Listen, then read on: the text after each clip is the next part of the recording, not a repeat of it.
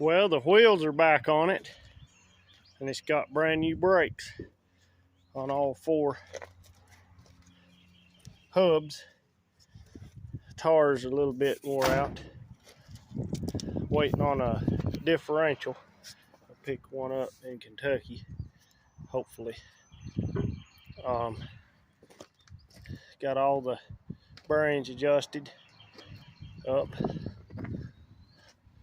Got the old school shift knob in. It's got the little, I believe it's 1/8 inch collet style flares that go to it. These are the collet style. They're flat on the back and tapered. They're not like these other type. Some of them have these type here. It's tapered on both sides. When you're using them collet styles, you need to look at the nuts too. Pay attention to this nut.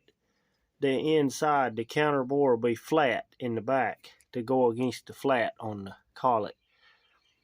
Some people will use the wrong nut. It's got a taper in the back for the other type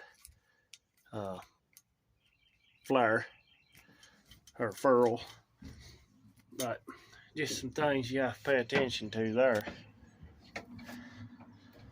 But it's slowly taking shape. The bumper on it, wheels, to do the log rack, get the electrical straightened out on the back, some tail lights.